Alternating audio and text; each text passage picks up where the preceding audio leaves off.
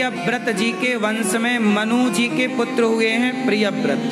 इन्हीं के वंश में आगे चल के भगवान ऋषभ देव जी, नाभि फिर ऋषभ देव जी। ऋषभ देव जी के 100 पुत्र हुए। सबसे बड़े का नाम है भरत। भगवान ऋषभ देव जी ने अपने पुत्रों को उपदेश किया, नायम देहो देह भाजाम्रलोके कष्टान कामान रहते विडभुजाम तपो दिव्यम पुत्र कायेन सत्वम शुद्ध्यस्मात् ब्रह्म सौख्यम त्वनंतम। नायम देहो देह भाजाम नलोके।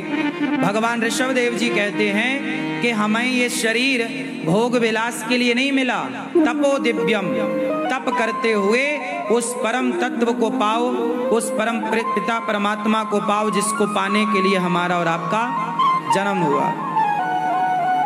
इनकी बातें सुन के इनके बड़े पुत्र 9 पुत्र तो संत हो गए, योगेश्वर हो गए, और बड़े पुत्र भरत जी गंडकी नदी के तट पर चल गए। भगवान ऋषभ देव जी ने तप करते हुए अंत में भगवत प्राप्ति कर ली। वो साक्षात स्वयं भगवान थे, अपने निज धाम चले गए। बड़े पुत्र भरत जी सब छोड़ करके गंडकी नदी के तट पर चले गए। भरत जी ने जंगल में भगवान का ध्यान किया, तभी एक मृग का बच्चा उन्हें पानी में बहता हुआ दिखा, बचाकर कुटिया पर ले आए। उस कुटिया पर आए हुए उस मृग के बच्चे से भरत जी आसक्त हो गए, मेरा मृग मेरा मृग मेरा। और जब उनकी मृत्यु का समय आया तो भरत जी ने मृग का चिंतन करते प्राण त्याग दिए। अंते यामति सा गति, आपका मरते समय मन जहां होगा गति वही होगी। भरत जी ने मरते समय मन कहाँ लगाया? एक मृग में। इसलिए आप लोगों से मैं प्रार्थना करूं कि मरते समय मन बेटा बेटी में ना लगे। आप लोग कहाँ लगाओगे मरते समय अपना मन? भगवान के चरणों में। क्योंकि यदि आपका मन संसार में लगा, अच्छा एक बात बताएं, संसार में मन लगाने से भी तो कोई फायदा नहीं है। बेटा बेटी, पति पत्नी, परिवार, रिश्तेदार, इनमें मन न लगाओ। इनमें मन लगाओगे ये लोग तो आएंगे, रोएंगे, चले जाएंगे।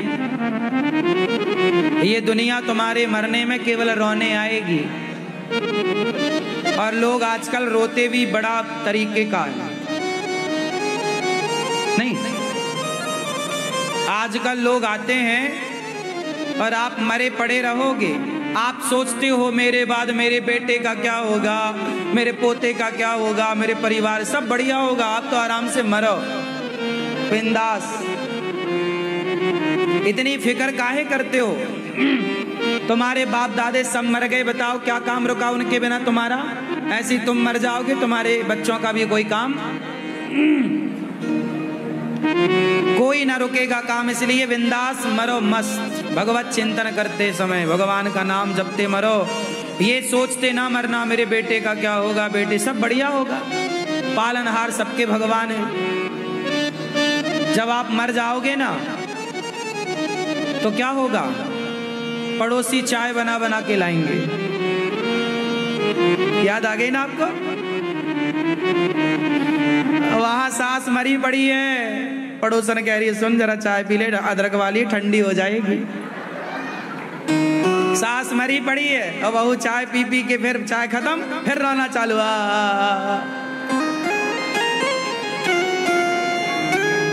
क्यों मैया? पीली मैया, ऐसा होता है कि नहीं होता? हम तो वही बता रहे हैं जो होता है। बाप मरा पड़ा है और बेटा सिगरेट पीने का आदी है तो पीछे चला गया, सिगरेट पी के आ रहा है। बाप मरा पड़ा, बेटा सिगरेट पी रहा है। सिगरेट पी के आया, फिर चालू हो गया उसका पोंगा, फिर चालू।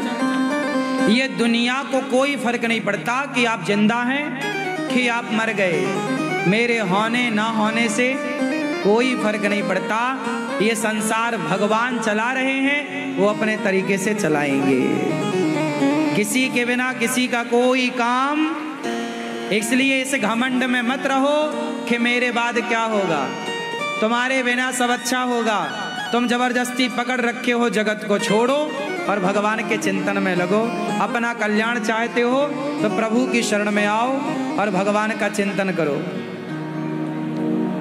मरते समय रोया ना करो। मरते समय क्या करना चाहिए, इतना तो करना स्वामी, जब प्राण तन से निकले गोविंद नाम लेकर, मेरे प्राण तन से निकले उस वक्त जल्दी आना, नहीं श्याम भूल जाना, मुरली मधुर बजाना, जब प्राण तन से निकले। तो भगवान का चिंतन करते हुए प्राण निकले, ऐसी कोशिश करना। भगवान का चिंतन करते, आखिरी समय बेटा याद ना आए, बेटी याद ना आए, ऐसा भजन करना, ऐसा काम करना कि मरते समय भगवान याद आए। मरते समय भगवान याद आ गए तो आपका जीवन और मरना दोनों सार्थक हो गया। और भगवान याद नहीं आए तब तो आप फिर कुत्ते की मौत ही मरे, ये समझो। जो भगवान के भजन के बिना बीत गया वो कुत्ते की मौत है। अरे मरना है तो गोविंद का नाम लेकर। मरते समय आत्मसमर्पण, बहुत कर लिया पत्नी के चरणों में समर्पण, बहुत कर लिया संसार में समर्पण, अब बचा समय भगवान के चरणों में। हे प्रभु अब हम आपके, बोलो हे श्रीमन नारायण, हम आपके हैं, हमें स्वीकार कीजिए। ये बात केवल कहना नहीं है, भाव मान लो कि प्रभु हम आपके, मान लो। जैसे आप लोगों ने मान रखा है ना कि मैं रामलाल का हूँ, श्यामलाल का हूँ, जो भी आपके पिता हैं कि मैं फलाने का बेटा हूँ, तुम्हारे पिता का नाम कुछ तो है, मान रखा है ना मैं फलाने का हूँ, ऐसे ये भी मानो कि मैं भगवान का हूँ। हे प्रभु मैं आपका हूँ। तब जाके गति होगी। भरत जैसे संत मृग में मन लगने से उनकी अधोगति मृग बने, पर तीसरा जन्म मनुष्य का मिला और उन्होंने राजा रघुगण को बढ़िया उपदेश किया। त्वयोदितं व्यक्तिम अविप्रलब्धम भरतो समय स्याद्यदि वीर भारः गन्तुर्यदि स्याद्यदि गम्य मध्वा पीवेति राशौ न विदां प्रवादः। 28 प्रकार के नरक होते हैं। जो जैसा पाप करता है वैसे नरक में जाता है। मांसाहार करने वाला रौरव नरक में जाएगा। इसलिए पाप से बचो। जैसी करनी वैसी भरनी, भोगना पड़ेगा, भोगना पड़ेगा। मेरी माँ भीष्म पितामह को भोगना पड़ा बाणों की सैया में लेट कर, तो तुम्हें नहीं भोगना पड़ेगा? तुम पाप करके बच जाओगे क्या? एक थप्पड़ भी बेवजह किसी को मारा होगा उसका भी दंड मिलेगा। जानकर एक चींटी भी मारी होगी उसका भी भोगना पड़ेगा। क्या करें, नाम ही इसका कर्म भूमि है। कर्मों का दंड यहाँ मिलता है। ये कर्म मतलब जो कर्म किए थे वो भोग रहे हो। अच्छे का अच्छा और बुरे का।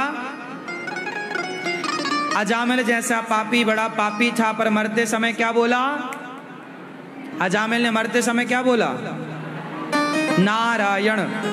मरते समय अजामिल के मुंह से बेटे का नाम था नारायण। बुलाया बेटे को, दूरे क्रीडन का सक्तम पुत्रम नारायण आवयम। लेकिन जब बेटे को पुकारा तो बेटे ने नहीं सुना, परम पिता परमात्मा ने सुन लिया। मेरा भक्त बुला रहा है, जाओ। पार्षदों को भेजा एक नाम के बल पर। इसलिए बोलता हूं, काम खूब करो पर नाम ना छूटे। अजामिल जैसा पापी नाम के बल पर तर गया। इसलिए नाम का आश्रय लो। काम भी करो, अच्छे कर्म भी करो, पर नाम श्रीमन नारायण श्रीमन नारायण, श्री कृष्ण जपते रहो। नाम की भी अपनी महिमा है। बात समझ में आई? कलयुग केवल नाम आधारा, सुमरि सुमरि नर उतरहि पारा। नाम जरूरी है, सही है। क्या जपते हो आप? हाँ जपते हो? मैया आप क्या जपती हो? राधे राधे। आप काम करते रहना, झाड़ू पोंछा बर्तन चौका, और नाम श्रीमन नारायण श्रीमन, अंत में चलता रहे अंत, श्रीमन नारायण श्रीमन। ठीक है, नाम जरूरी है।